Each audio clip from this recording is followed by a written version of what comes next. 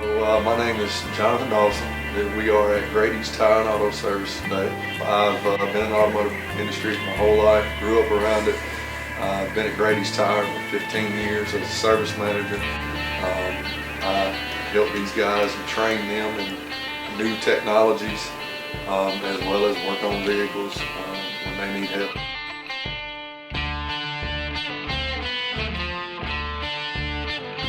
Parsons, the digital media specialist, and today's CareerKwest host. I'm here with JD of Grady Tires and Auto, and today for this episode we're taking a look at the types of service industry jobs dealing with gas and diesel mechanics. And so JD, he's going to walk us through his shop real quick and tell us a little bit about how people in high school can be aware of getting the types of educations that deal with being a mechanic.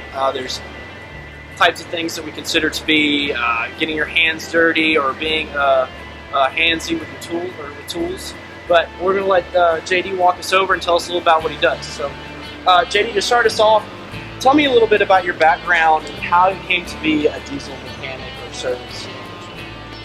Just been around it for so long. Built up on a lot. The biggest misconceptions about the mechanic field is that it's all grease monkey. It's all getting dirty all the time. What a lot of people do not realize is that all vehicles nowadays have extremely integrated computer control systems.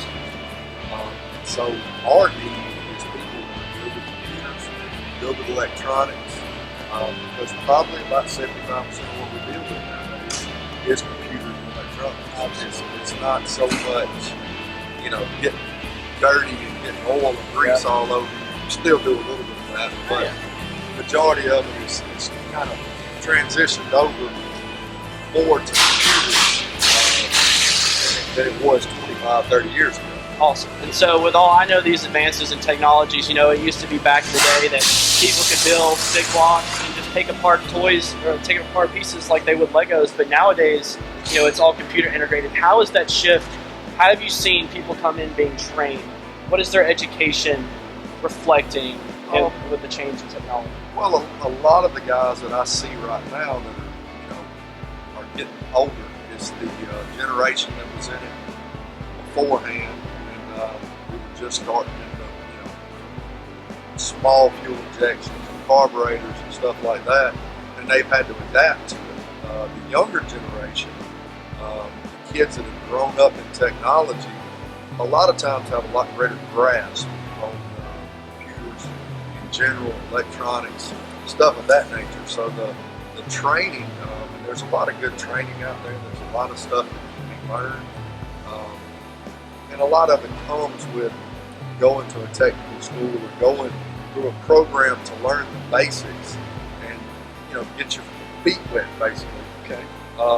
And then kind of learning hands-on with basically working.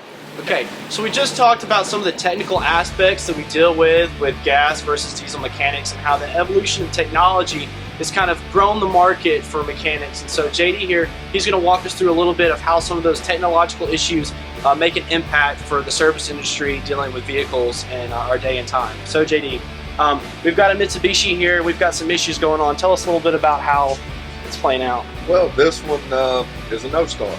And years ago that would mean starter's bad, battery's bad, something of that nature. But what you've got to realize on a newer vehicle, this vehicle comes equipped with at least 20 computers in all different systems. What's going on with this one is it's blowing fuses to the ignition system. And as you can see, everything under this hood is kind of tucked in tight, not a lot of access to get to it. Basically are needing to pull the intake manifold off because the wiring and everything runs up under the intake to be able to get a diagnostics of what it is. We know that one of the coils is shorted out. Okay. This is one of the good coils, but there's also 3 more of these up under the back. So one of them is shorted out, causing the problem. Mm-hmm. You find that with computers. Yeah. Lab scopes, diagnostic equipment, and stuff of that nature. How is, and you mentioned that, as technology has gotten smaller, but so is the engine bay and everything's packed in. How is does it run into more interference of how long it takes on a project? Because you can go up to the mom and pop shop, car dealer or car mechanic, and he'll charge you by the hour for labor. How has that increased the demand for what it takes out of you guys physically to get in and out of these cars? It's increased demand a good bit because back in the older days, you needed to replace an alternator on a vehicle that's right there on top. It's 2 bolts, a belt, take it off. Now, under the hood of this vehicle, the alternator is buried way down there. What? So to get it out, it's not as easy as just taking the alternator off. You've got to take other things off to get to it, and that's basically the way it is on all vehicles. Everything is so close quarters that there's a lot more in depth that goes into just doing a simple repair. Yeah, I mean that's something that having a maintenance of your car is very critical. If you don't take care of it, it's going to run into the ground. And that's why I think it's so interesting, because I was raised the same way, just a little bit. My dad told me, hey, fix a problem and get in there, DIY, kind of do some, be observant, be aware. So have you seen a trend with technology? How many people are people becoming more reliable on having mechanics do some of their service work for them, or are people kind of stepping up to the technology challenge and kind of doing that self-diagnosis? We really don't see a lot of the self-diagnosis anymore. A lot of these parts stores you can go to, and your check engine light comes on, they'll tell you, hey, this is the code. Well, what they don't tell you is that one code could be caused by 30, 40, 50 different things could set that code. Yep. So I mean, the days of the mechanic working in his yard trying to fix an electronics problem or a computer control problem is just about impossible. There's a ton of equipment that's needed in this day and time just to diagnose simple problems. All right, now we're switching gears from gas to diesel, and JD's going to walk through some of the different things about how diesel cars on the road are just more than the green pump at the gas station, what they do and how they're a little different. So what we've got here is got a Ford F-250 that is strictly diesel. What kind of maintenance are you guys doing on this thing right now? Oh, well, this one right now, we've got some issues with turbo not spooling up, which is what creates the power in the diesel. Diesel is a lot different than a gas burner. You're dealing with basically a big glorified air pump. The more air you get into it, the more fuel you can get to it, the more torque and horsepower you can get out of it. That's why I know a lot of people have seen diesels out there that shower down on, they throw this big puff of black smoke out the back, and they're torqued. That's why you want a vehicle for hauling stuff, or pulling trailers and stuff like that. All your semis are diesel. You won't find a gas-powered semi anywhere in the world. We understand that there's lots of commercial reasons to buy diesel. People have their own gas prices and things they need, but how does diesel training and being a mechanic and being able to serve these vehicles, how does that lend itself to a local community or other diesel machines as well? Well, all diesels work on the same principle. Whether you're working on a diesel engine in a vehicle, a truck, or a car that you're seeing them in nowadays, or a diesel engine in a huge freighter running on the engine, running on the ocean, they all work on the same principle. You're just talking about, the difference between this one and a freighter on the ocean is the engine for that thing probably is 3 times the size of this truck, whereas you've got a normal size engine under the hood. So I mean, the principles are the same either way you go. Whether you're working on a train for the railroad, or you're working on a ship in the ocean, or you're working on a generator for backup power for a hospital or something like that. Diesel is probably the most widely used type of engine in the world. You go overseas, you don't see gas burners. You go to Europe, you go to foreign countries, and you're hard pressed to find something that runs on gasoline. Everything runs on diesel. We understand you're able to service both of these vehicles, and so what makes having that diesel certification, that little check mark on your resume of things, how does that make you better, more skilled than other people that would just strictly say, I work on gas burn vehicles? What kind of industry does that open up?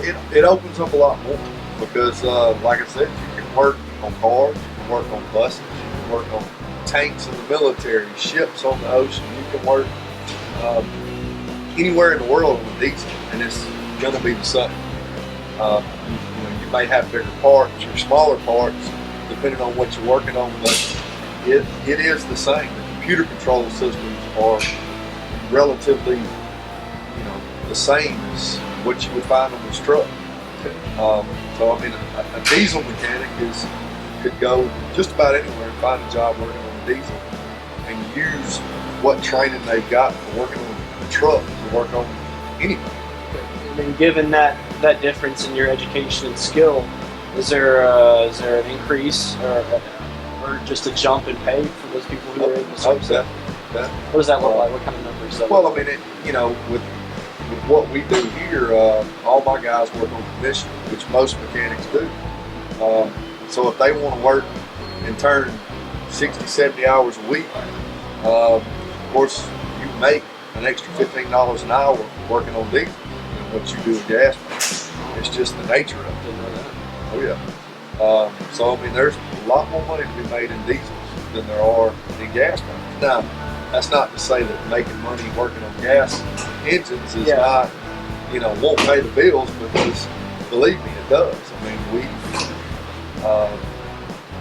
most of the times what I find is people that graduate college with a bachelor's degree or a master's degree, you can become an automotive mechanic and make more than what those people make. Did you see that often? You see people that, I'm sure you have guys that come in here just fresh out of high school or a 2-year trade school that say, hey, I want to work, or how does that work versus someone who comes out of a 4-year education? Well, I mean, they both have their advantages, they both have their disadvantages. Experience is the biggest thing working on engines, cars, anything of that nature, because you can learn so much in a trade school, and a trade school is a wonderful tool to teach you the basics and a little bit more in-depth basics than what you could learn, watching your father work on a vehicle if he just likes doing his own, own maintenance. So either way, coming from one of those schools is a great step in the right direction. And most of the time when you come into the market after getting a degree or learning how to go into a 2-year vocational college or something like that, you're still not going to be in the top echelon of what you're going to earn, because the experience counts for a lot. You've got to get that experience, and it's basically like in any job. With experience becomes more money, and we've got guys that this can easily make $70,000, $80,000 a year. So it's not that uncommon for mechanics. There are mechanics out there that make $100,000, $200,000 a year. That's good money. So, try that with a 4-year college degree. Absolutely.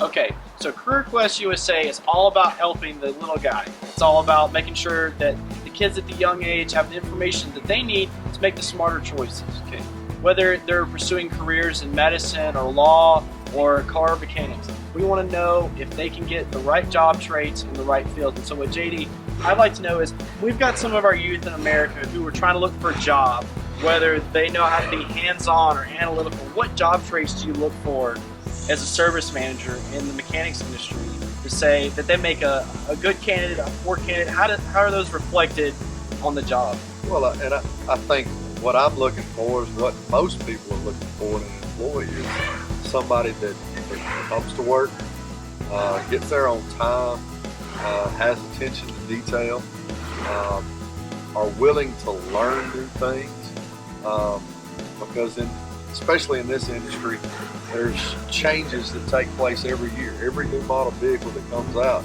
there's some type of change that you've got to adapt to. That's some of the main things we look for. work 40 hours a week. Sometimes we work longer, just depending on, if you want to make more money, you work a few more extra hours. It's really, the sky's the limit.